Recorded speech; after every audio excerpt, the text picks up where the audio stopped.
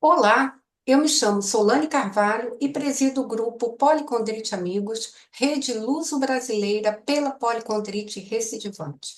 Hoje nós estamos dando continuidade ao projeto Convivendo com a Policondrite Recidivante, onde nós ouvimos aquelas pessoas que nós consideramos ser os maiores protagonistas dessa história, aqueles que vivem com a patologia. E hoje nós temos o prazer, a honra, a alegria de estar recebendo a Ingrid. Muito bem-vinda, Ingrid. Olá, Solane, tudo bem? Obrigada pelo convite. Eu agradeço poder participar aqui com você. Nós que agradecemos. Para as pessoas que não conhecem, a policondrite recidivante é uma doença autoimune rara que causa uma inflamação recorrente e destrutiva de cartilagens, afetando também o tecido conjuntivo. Hoje, então, nós vamos conversar com a Ingrid, que tem diagnóstico de policondrite recidivante e vai nos contar um pouco da sua história com a policondrite. Ingrid, por favor, nos conte como foram os primeiros sintomas, como foi o seu diagnóstico, como foi um pouco da sua trajetória. Muito obrigada. Então, Solane, na verdade, eu tive o diagnóstico no ano passado, né, 2024, em junho ou julho. Porém, os meus primeiros sintomas eu tive na infância. Então, ano passado, quando a gente o médico começou a desconfiar disso, foi porque em junho, eu tive uma internação por pericardite, e eu tinha tido dengue, né, no início do ano passado, e aí eu tive essa pericardite, porém eu comecei a ter algumas outras dores, junto com a pericardite no exame apareceu uma inflamação, né, uma costocondrite também, que me causava muitas dores. E aí eu comecei a conversar com o médico, enfim, sobre dores que eu tinha, o período que eu estava tendo. E durante a internação eu tive uma inflamação, na orelha, né? E aí ele viu, chamou a atenção dele, né, o que eu estava levando, o que eu estava falando para ele, e aí ele começou a desconfiar da policondrite. Quando ele começou a desconfiar disso, ele começou a fazer algumas perguntas para mim e aproveitou as oportunidades que a minha mãe estava junto, né, para perguntar algumas coisas para minha mãe, se ela já tinha visto, né, em mim. E a orelha tinha sido a primeira vez que eu tinha visto na fase adulta, assim, numa fase que eu me lembre. Nunca tinha aparecido. Ou assim, se teve alguma inflamação, eu tive algumas inflamações de ouvido, mas assim, que ficavam vermelhas, mas não, nada que me chamasse muito atenção. E aí minha mãe falou que quando eu era pequena, por volta dos meus 3, 4 anos, eu tinha otite de repetição, mas eu tinha inflamações nos ouvidos, em ambos, que ficavam bem inchadas, assim, bem característica. E o médico dava, obviamente, o antibiótico, né? Dava algum remédio ali, e aquilo cessava por um tempo, mas isso acontecia muito, muito, foi durante a minha infância inteira, além de ter muitas faringites, muitas inflamações nessa parte, de garganta e tudo mais. E aí, uma coisa que ela achava bem estranho que acontecia às vezes era o nariz. Então, assim, eu falo que eu não tenho deformidades no nariz, né? Nem nas orelhas, mas eu tive inflamações recorrentes. Eu acredito que foi porque eu tive na infância muitas inflamações. Então, conforme eu fui crescendo, o corpo, né, acabou desenvolvendo de alguma forma que eu não tive nenhuma deformidade. Mas foi na infância meus primeiros sintomas, né, no nariz, na orelha, e aí agora na fase adulta, acho que por conta da dengue, né, pelo menos o meu reumato acredita muito nisso, que a dengue, ela mexeu bastante com o meu organismo e aí trouxe é, bem, bem latente, né, os sintomas. Ingrid, deixa eu entender. Você teve esses sintomas na infância, né? Inclusive com inflamação na cartilagem da orelha, certo? Isso. Isso você teve por quanto tempo? Até que idade, mais ou menos? Eu não me recordo, assim, de ser numa fase mais velha, mas a minha mãe disse que isso aconteceu entre os meus 3 anos até por volta dos 10 anos, 10, 11 anos, era recorrente. E aí, o que que o médico fazia? Eu tomava antibiótico e anti-inflamatório o tempo todo, para evitar uma nova infecção, né? Porque ficava bem, minhas orelhas ficavam bem vermelhas, muito inchadas, e eu tinha também a otite, então ele já me deixava com remédio durante esse período, assim, eu já tomava remédio sempre, era recorrente, para evitar uma reinfecção, né? Ou que a infecção viesse mais forte, enfim.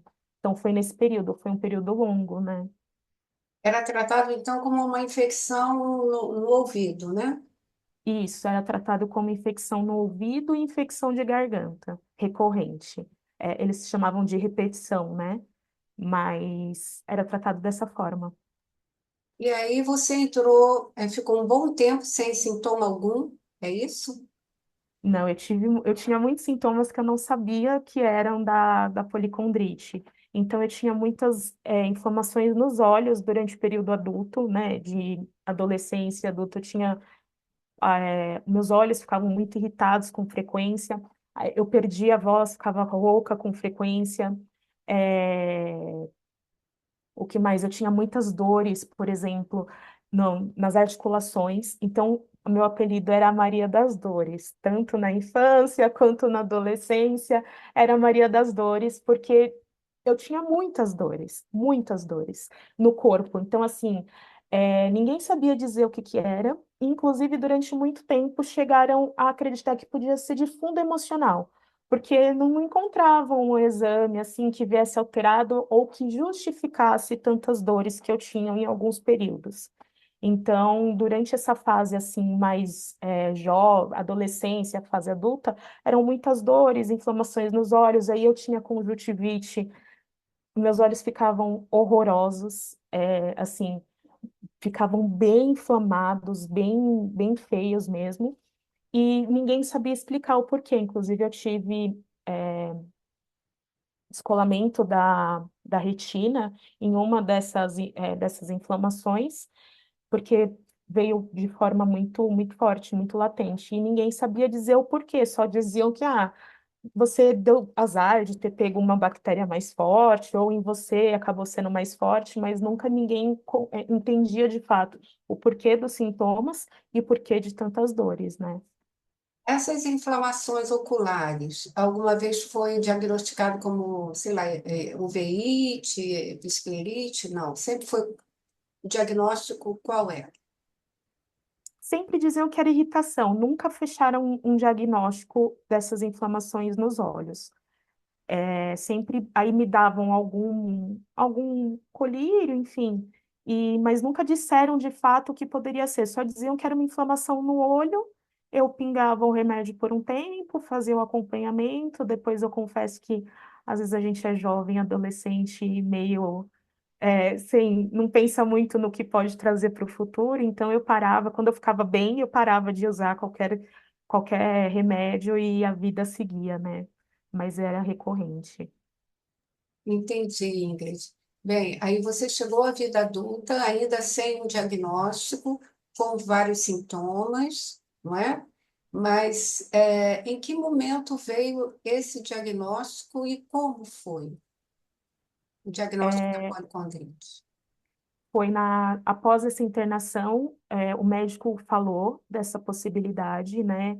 Ele falou, olha, com tudo que eu estou vendo e com tudo que vocês estão me relatando, eu vou encaminhar você para o reumato, porque eu acredito, como colocou como hipótese diagnóstica, a policondrite recidivante. Ele explicou por cima, ele falou, não é a minha área de atuação, eu vi um caso na minha vida inteira, é algo muito raro, mas eu acho que um reumato vai poder te ajudar. E aí, ano passado, eu passei com o reumato, aí você faz toda aquela linha, né, de excluir outras doenças que possam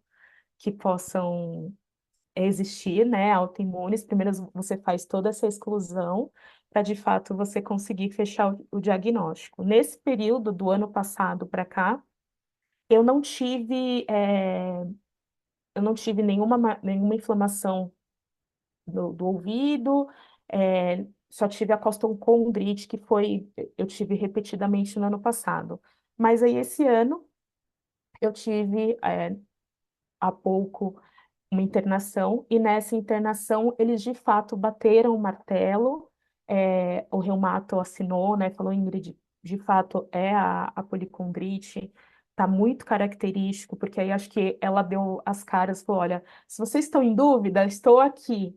Aqui o ouvido inflamado, o olho irritado, a costocondrite, eu estou aparecendo em todos os lugares possíveis. Então, eu estou aqui, sou eu mesmo. Então, eles assinaram de fato o diagnóstico, né? Deixa eu só entender, Ingrid. Então, no ano passado, você teve uma internação. Essa internação do ano passado foi devido a quê? Você, Foi a, foi a pericardite. Eu tive uma pericardite. pericardite. Ah, tá. Isso. Aí, nessa internação, eles desconfiaram e encaminharam você para a reumatologia? Já, né? Exato. É. Mas aí não houve uma conclusão, certo? Não houve uma conclusão porque eu precisei te excluir, né? Fazer os exames de exclusão. E aí a gente sabe que às vezes, né, demora um pouquinho para conseguir autorização para fazer exame, o tempo foi passando, e aí esse ano, agora no início do ano, é, eu tive uma nova internação, e aí eles bateram o martelo nessa internação agora no início do ano. E essa segunda internação foi por quê? A segunda internação foi porque eu tinha tido uma infecção nos rins, é, porque também sempre tive muito problema de infecção renal, só que dessa vez ela veio de uma forma que os meus rins ficaram bem debilitados e eu fiquei inchada, não estava conseguindo processar toxinas. E aí eu precisei internar, tive alta e depois precisei voltar para o hospital de novo por causa da pericardite, novamente. Ela apareceu, eu comecei a ter muitas dores, dificuldade para respirar e apareceu, né, um derrame no pericárdio. E junto veio todas as outras coisas, né? Durante a internação, a orelha ficou bem inchada, é, o nariz ficou avermelhado, os olhos ficaram um pouco irritados, e aí apareceu também a costocondrite na ressonância, né? Então Uhum. ela apareceu, ela veio assim em vários lugares ao mesmo tempo. E aí não houve mais dúvida, né, Ingrid? É. Aí não houve mais dúvida. E a pericardite foi associada a quê? Ou não foi associada? Foi provavelmente assim, eu fiquei resfriada, né? Então, entre uma, entre uma internação e outra, eu fiquei resfriada. E aí eles acreditam que pode ter sido por conta desse vírus, né? Enfim, eu já tinha predisposição por causa do ano passado, então eles acreditam que pode ter sido por conta disso. Entendi. Então, você tem o diagnóstico da policondrite mais recentemente, e aí você iniciou o tratamento efetivamente para a policondrite, é isso? Exato, E você vem tendo exatamente. resposta, tem se sentido melhor? Eu tenho tido, eu tenho percebido que assim, desde o ano passado, a gente já estava, apesar de não ter a confirmação, a gente já estava tratando como a policondrite. Então, eu estava fazendo uso de medicamento. Eu estava bem, até então eu não tinha tido nenhuma inflamação, nada disso. Então, acho que estava sendo bem efetivo. Agora, só que eu estou com algumas dores, né? Nesse momento, acho que é uma transição. E aí também, né? Outros medicamentos, enfim, acho que essa troca eu tô ainda me adaptando para ver como que a gente vai ficar, então tô tendo algumas dores, confesso.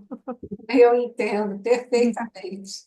Entendo perfeitamente. Você tem alguma doença além da policondrite, alguma doença associada? Tem o diagnóstico de alguma outra doença?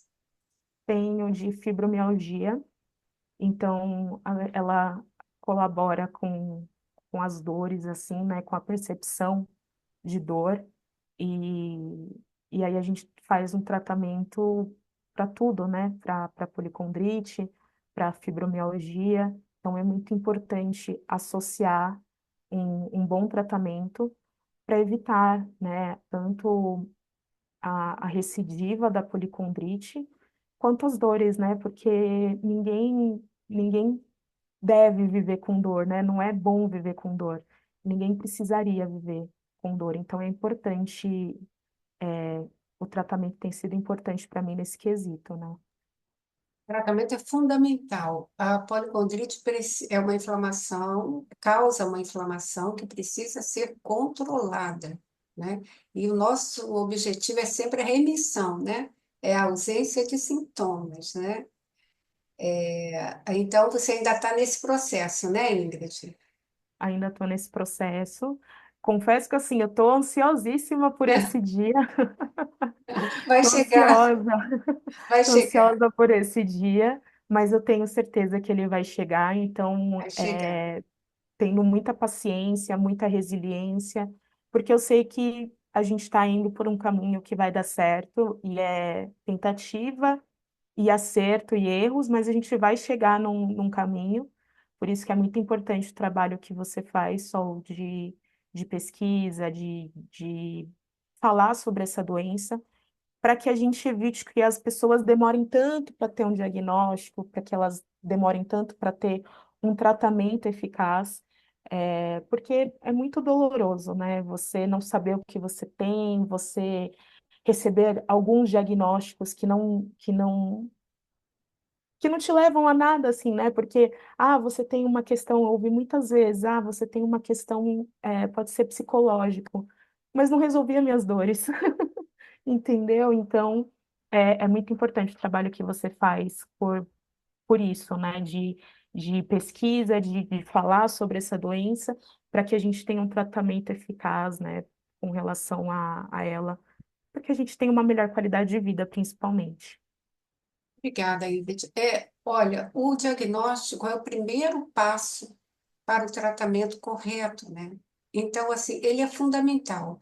Mas para se chegar ao diagnóstico, quando a gente fala em doença rara, a gente tem que trabalhar por informação qualificada disseminada, ou seja, a gente precisa que a informação esteja entre os profissionais de saúde, né, que eles conheçam a doença, não precisam ser especialistas nela, mas pelo menos desconfiem para encaminhar, não é? Vamos desconfiar da possibilidade de estar diante de um paciente com doença rara. Vamos desconfiar, você vê, se apresentou um conjunto de sintomas e em nenhum momento alguém juntou essas peçazinhas e falou, peraí, vamos, né? Vamos ver o que que é isso, né? Você disse que na primeira internação o médico disse, não, peraí, vou te encaminhar para um reumato. Por quê? Ele, de alguma forma, começou a juntar esse quebra-cabeça. Falou, peraí, é uma pulguinha atrás da orelha, deve ter alguma coisinha aí, né? E eu falei que foi até um presente de aniversário, porque eu estava internada uma semana antes do meu aniversário, e ele falou comigo, ele veio conversar comigo, ele falou, olha, eu vou te dar esse encaminhamento junto com a alta, porque eu acho que é isso, isso, isso. E aí abriu um mundo, né? Abriu um mundo para mim, porque eu fui pesquisar, fui, no Google, a primeira coisa que eu visualizei foi, inclusive, um vídeo, de uma entrevista que você estava fazendo também com uma outra pessoa do nosso grupo. Então, foi o primeiro contato que eu tive, e aí algumas coisas que as pessoas foram falando, e eu fui pensando, poxa, isso faz muito sentido para mim, realmente eu já passei por isso. Então, foi um presente de aniversário assim. Eu falo que foi um presente porque é, é tanto tempo, eu tô com 32 anos, às vezes a gente passa tanto tempo da nossa vida sem saber o que está acontecendo. E quando a gente tem o diagnóstico, não que a gente fica feliz com o diagnóstico, mas a gente fica feliz em entender o que a gente tem, porque é o primeiro passo para a gente viver melhor, né? Sem Então eu dúvida. fiquei muito feliz por conta disso. Sem dúvida, Ingrid, sem dúvida, porque com o diagnóstico correto, o tratamento correto é iniciado, né? E é isso que você falou, a gente precisa. Na doença rara, o diagnóstico precoce é fundamental, né? Quanto mais cedo você tem o diagnóstico, mais a possibilidade de controlar a doença é factível, né? Quer dizer, então, que bom que você conseguiu o diagnóstico. E a gente torce aqui para você entrar em remissão. E a polipondrite, gente, para quem não sabe, ela tem esse caráter. recidivante. Por isso ela tem esse adjetivo aí, né? Policondrite recidivante, porque ela vai e volta, né?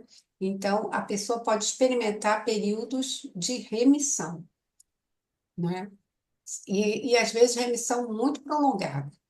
É o que a gente realmente deseja que aconteça, né? O nosso foco é sempre esse.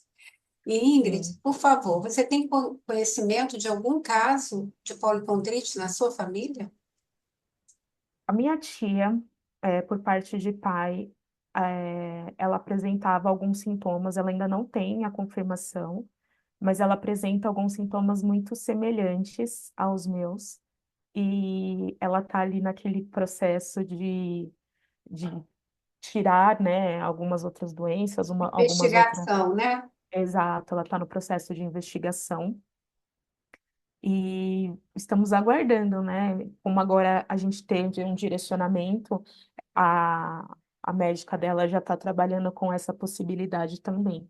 Então, a gente está ali caminhando para um possível diagnóstico nesse sentido. Entendi, entendi. É o único caso na sua família, né? Que você tem conhecimento, você e Sim, sua tia, né? isso. É, é um desafio e tanto, né? É um desafio e tanto. É. Ingrid, na sua opinião, qual é a maior dificuldade enfrentada pelas pessoas com policondrite recidivante no Brasil?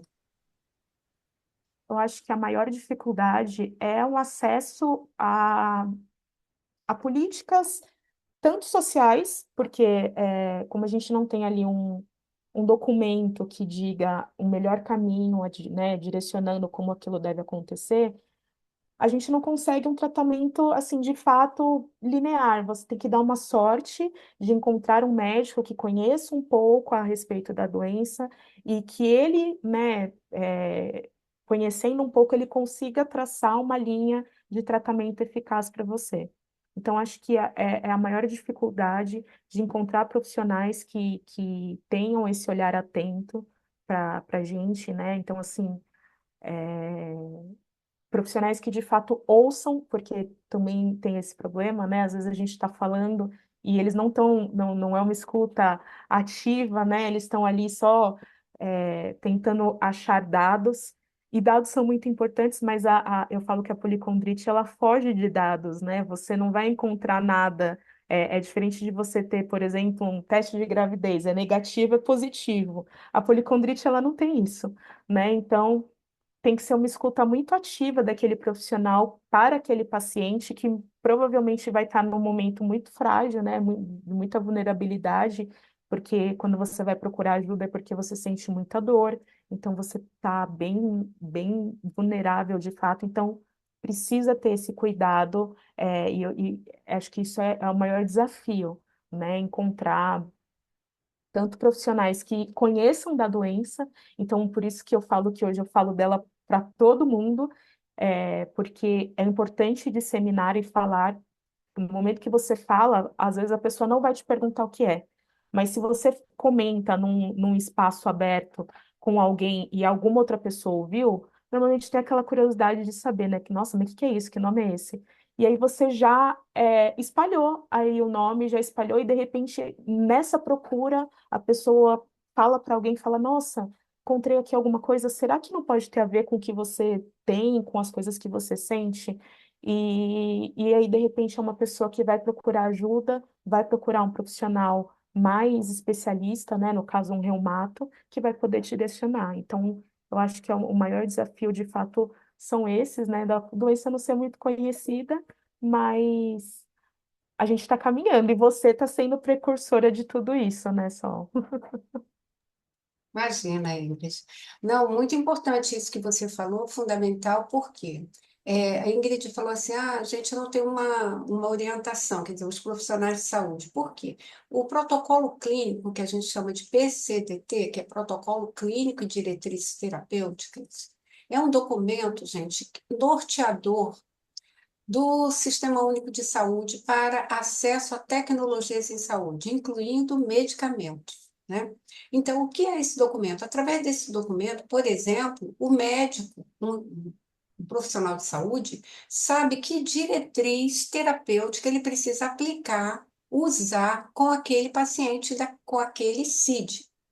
Então, as doenças têm um CID e as doenças precisam ter um protocolo clínico e diretrizes terapêuticas para orientar o Sistema Único de Saúde de como na concessão e no acesso a tecnologias em saúde e também para orientar o profissional de saúde na terapêutica.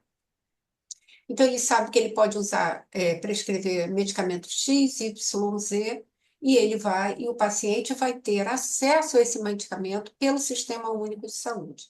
O que ocorre com a policondrite recidivante é que, como a grande maioria das doenças raras no Brasil, não temos PCDT.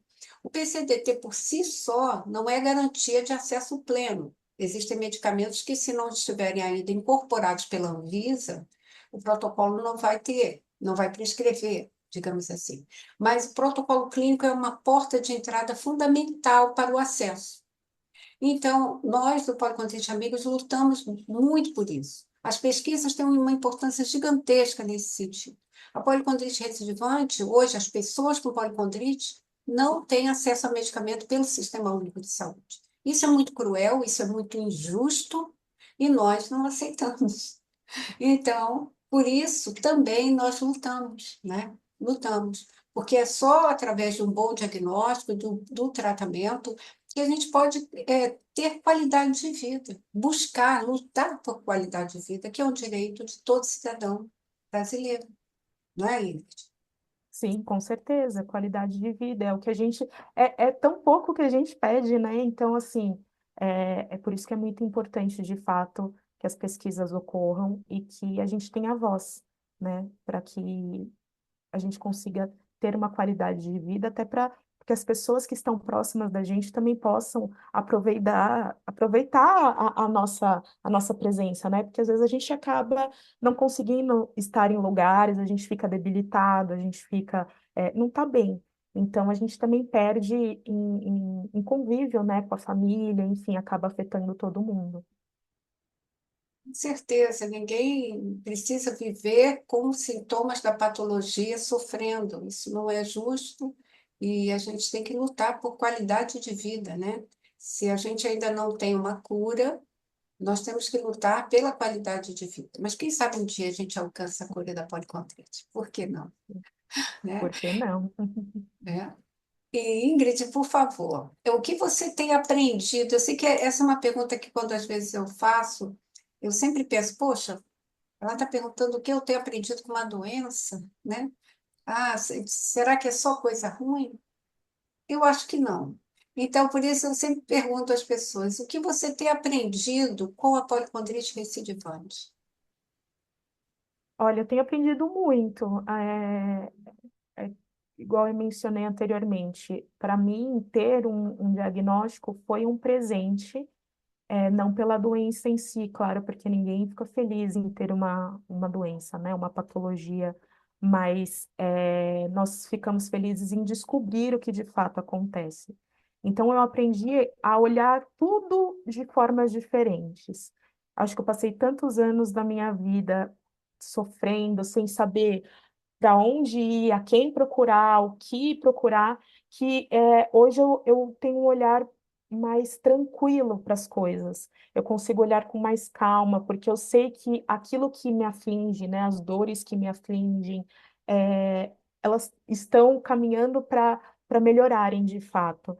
E então, assim, eu aprendi muito a ter um olhar mais grato para as coisas, e isso se deve muito pelo fato de saber que agora eu vou conseguir encontrar um tratamento eficaz que vai me deixar, vai me trazer uma qualidade de vida maior.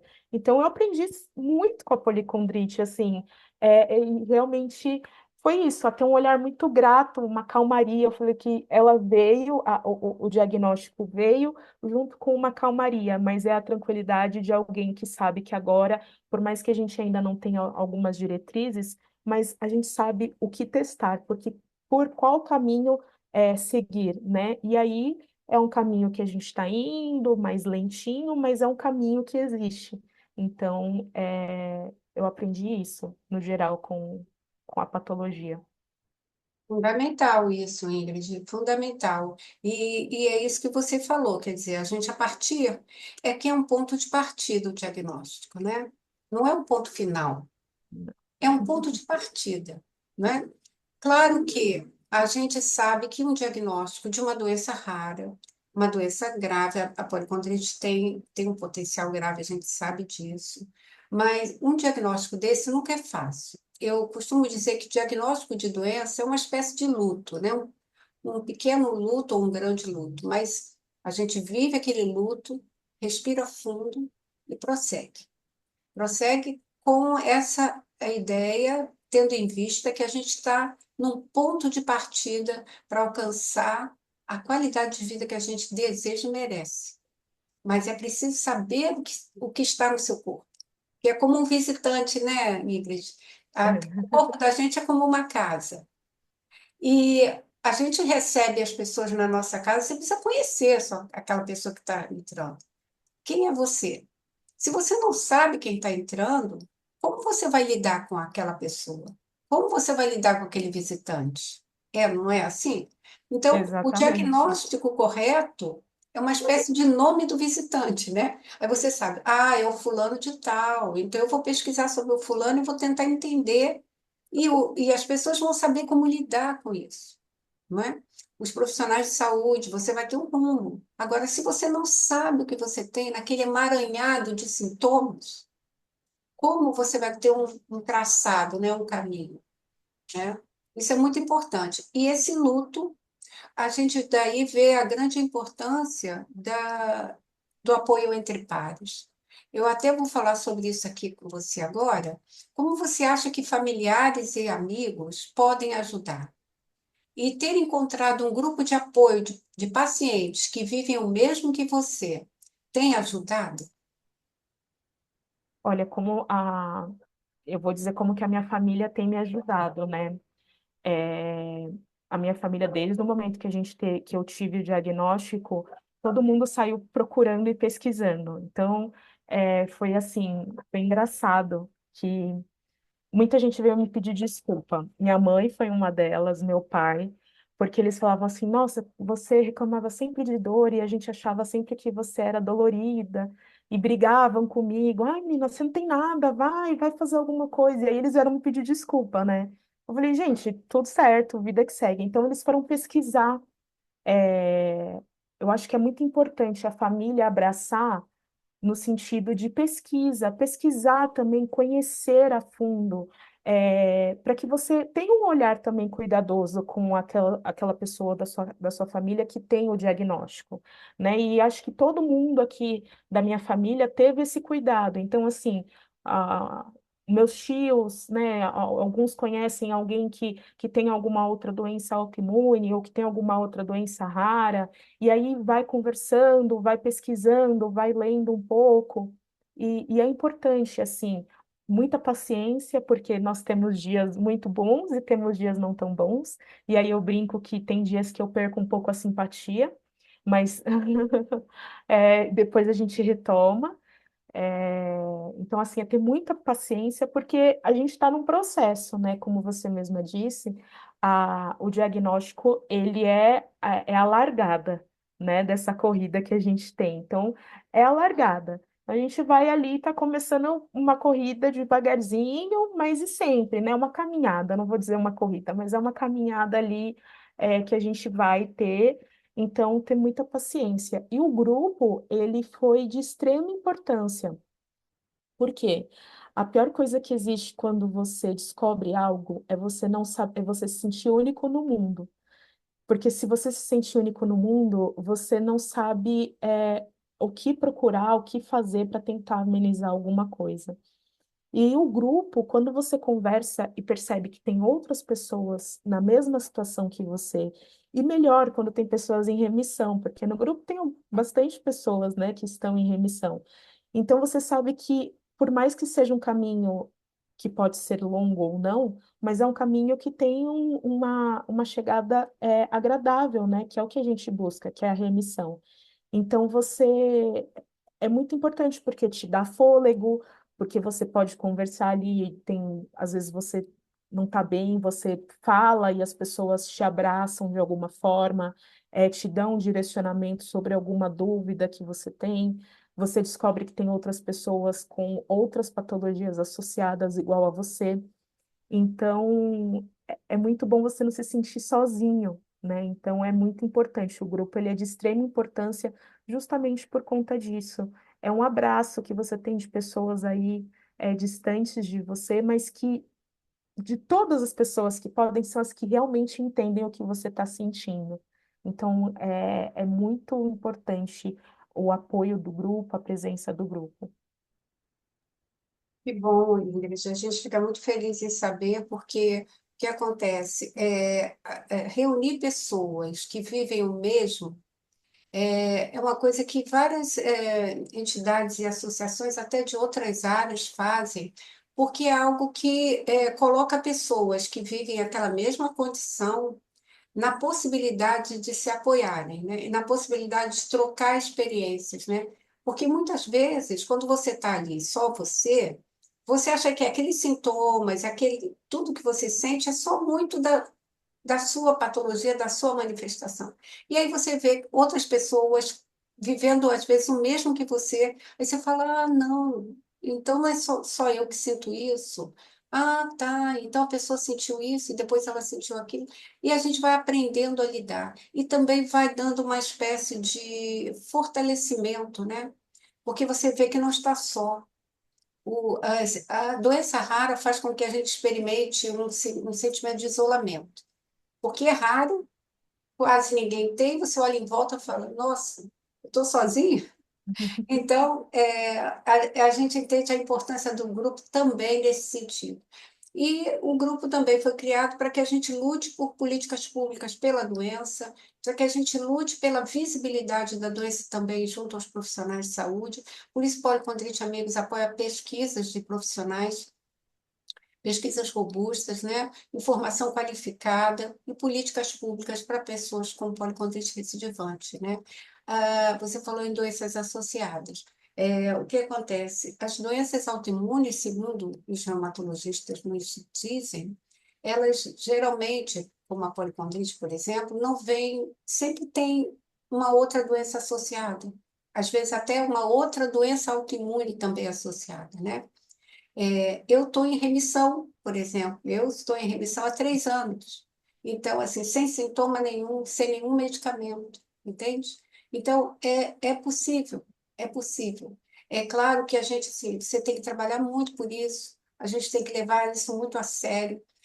Eu quero destacar aqui um aspecto que eu considero muito importante, que é assim, as pessoas entram em remissão e muitas vezes abandonam o tratamento, abandonam o reumatologista. Elas acham que estão não é, quase que curadas. É preciso ter consciência de que é uma doença crônica, nem que você vá uma vez por ano ao reumatologista, a gente recomenda que isso seja feito. Eu estou em remissão, mas eu continuo com o meu acompanhamento reumatológico, mesmo não usando nenhuma medicação e mesmo sem nenhum sintoma há 3 anos. Eu não abandono o meu acompanhamento médico. Eu estou falando isso aqui, que eu acho que muitas pessoas, a gente conversa, a gente ouve que muitas pessoas acham que não precisam mais fazer o acompanhamento médico. Então, nem que seja uma vez por ano, não deixe de fazer o seu acompanhamento com o seu reumatologista, né? E, Ingrid, por favor, que mensagem você gostaria de deixar para as pessoas que vivem com a policondrite recidivante? Eu acho que é uma mensagem de esperança, de não é fácil, mas você não está sozinho. Existem várias pessoas que passam pelo mesmo que você. E tenha resiliência, né? Tenha resiliência porque alguns dias serão mais difíceis do que os outros, mas terão dias que serão maravilhosos e aí eles farão você esquecer dos dias não tão bons.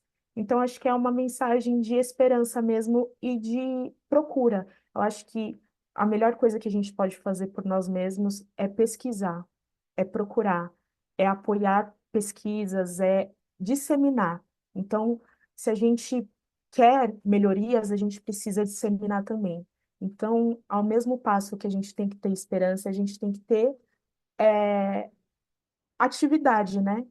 De forma ativa, procurar disseminar a respeito da nossa, do nosso diagnóstico para que a gente consiga melhorar a nossa qualidade de vida e das pessoas que podem também ter a doença e não sabem, né? Então, quanto mais disseminar, mais a gente consegue apoiar outras pessoas também. Perfeito, Ingrid. Nossa, muito obrigada pela sua fala, pelo seu relato. A gente acredita muito nesses relatos, na força que esses relatos têm de apoiar, incentivar e levar informação. A gente acredita muito nisso, né?